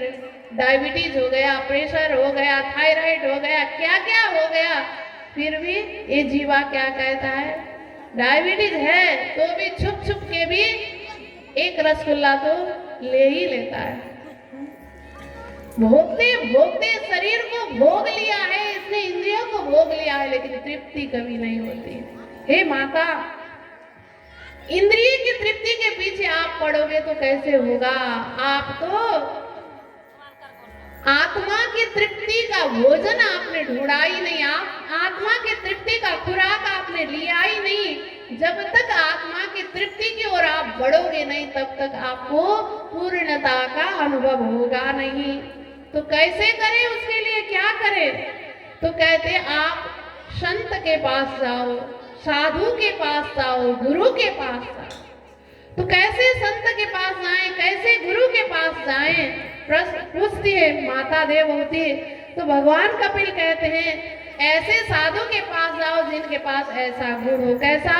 तितिक्षवः कारुणिकः सुहृद सर्वदेहिनां अजात शत्रव शांतव साधव साधु भूषण। बोलो कृष्ण कन्हैया लाल की जय। कैसा हो साधु? तितिक्षवः, तितिक्षु हो, कोई भी कुछ कहे कोई मतलब नहीं है, तुमको तुम भला चाहिए, तुम कोई दे तकसाला तुमको तुम भला चाहिए, तीन इस तरह का स्वभाव हो।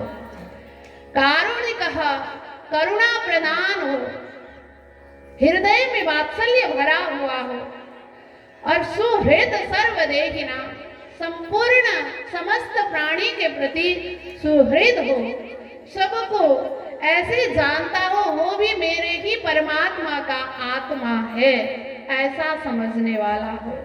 अजात शत्रु, जिसका कोई शत्रु हो ही नहीं। शत्रु किसका नहीं होगा? विचार करिए तो, शत्रु किसके नहीं होंगे? तुलसीदास जी कहते हैं, गोस्वामी तुलसीदासी निज प्रभु मैं देखी जगत के ही संग करूं विरोध। बोलो कृष्ण कन्हैया लाल की। तुलसीदास जी कहते हैं निज प्रभु मैं देखी जगत के ही संग करूं विरोध। इसीलिए वो क्या कहते हैं, सिया राम मैं सब जग जानी करूं प्रणाम जोर जुग पानी। ये पूरा जगत, ये पूरा सृष्टि तो सिया राम में, ये जगत में कोई दूसरा है ही नहीं, मुझे तो दूसरा दिखता ही नहीं, तो किसके साथ विरोध करो। विरोध किसके साथ होता है, जो दूसरों देखता है, मुझसे अलग देखता है, वही उसका शत्रु होता है। मुझसे अलग ना देखे तो कैसे विरोध होगा। हमारे गुरुजी कहते हैं ना, कभी कभी खाते खाते ये दांत जो है ना जीवा को काट देता है, इतना जोर से काट देता है जीवा से खून निकलने लगता है, तो भी कोई आदमी ऐसा नहीं कहता है कि अरे तूने मेरे जीवा को काटा, तो दांत को मैं उखाड़ के फेंक दूंगा, रुक तेरे को मैं डेंटिस्ट के पास जाके दांत उखाड़ूंगा। कोई कहेगा? नहीं कहेगा। क्यों? क्योंकि दांत मेरा है, जीवा भी मेरी है, दांत भी मेरा है, दांत उखाड़ूंगा तो दुख मुझे ही होगा ना। तो देखिए जब मेरा है तो वहां विरोध आया ही नहीं, है ना। कभी कभी कुछ करते करते नाखून लंबा हो तो अपने ही दायां हाथ के नाखून से बायां हाथ को इतना जोर से खुसाड़ेगा और वहां से भी खून निकलेगा, तो कोई ये नहीं कहता रुक दायां हाथ तेरे को मैं भांज दूंगे, टूटा दूंगा। कोई कहेगा? नहीं ना, क्योंकि ये भी मेरा ही है, दुख मुझे ही होगा। तो जहां मुझसे अलग दिखने लगेंगे वहां विरोध होगा, वहां शत्रु होगा। इसीलिए जो संत होते हैं, जो महात्मा होते हैं, वो तो जगत को प्रभुमय देखता है, वो तो जगत को परमात्मामय देखता है। ईशावास्यमिदं सर्वम, पूरा जगत ही परमात्मामय देखता है, तो वहां कैसे विरोध होगा। इसीलिए हम क्या कहते हैं सेवा पूजा में, श्यामा जी ने अंग हो सुंदर सार। जब ये भाव आया तो वहां कोई शत्रु ही नहीं है। तो प्यारे भक्तवृंद, इसीलिए यहाँ कहते हैं कपिल भगवान कि तुम पूर्णमद पूर्णमिदं पूर्णात् पूर्णमुदच्यते पूर्णस्य पूर्णमादाय पूर्णमेवावशिष्यते। ऐसे पूर्ण परमात्मा को पहचानो, ऐसे पूर्ण परमात्मा को जानो, ऐसे पूर्ण परमात्मा का जो पूर्णाति पूर्ण धाम है, उस धाम को जानो, तब माता आपको संतुष्टि मिलेगी।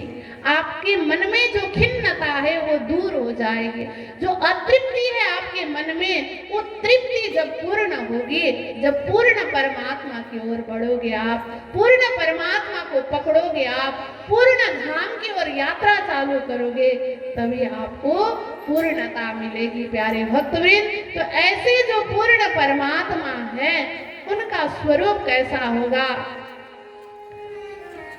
उनकी दिव्य छवि कैसी होगी, ऐसे पूर्ण परमात्मा का एक बार अंतर हृदय से दर्शन कर लेंगे, अथवा अपने हृदय में ऐसे पूर्ण परमात्मा को एक बार विराजमान कराएंगे, तब जीवन ही पूर्ण हो जाएगा। प्यारे भक्तवृंद, आइए ऐसे पूर्ण परमात्मा की दिव्य सुंदर छवि को दर्शन करते हुए, भजन के माध्यम से दर्शन करते हुए आज के प्रसंग को हम विराम करते हैं।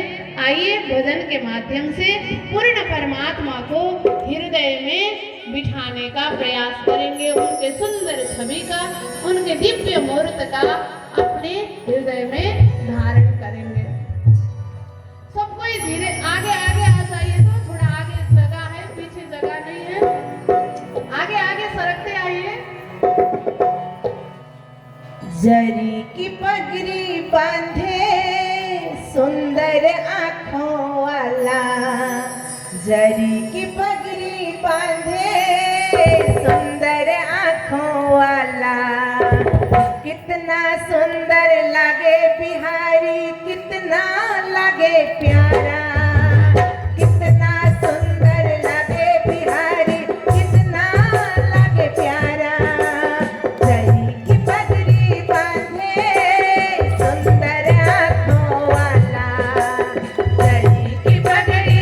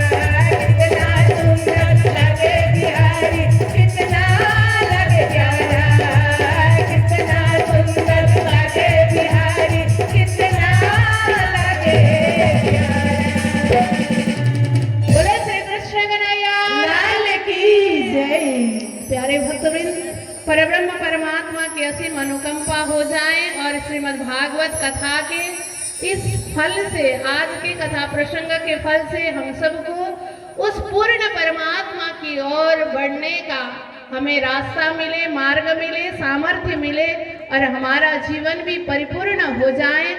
ऐसे परिपूर्ण, आनंदमय, शांतिमय, समृद्धमय जीवन बने।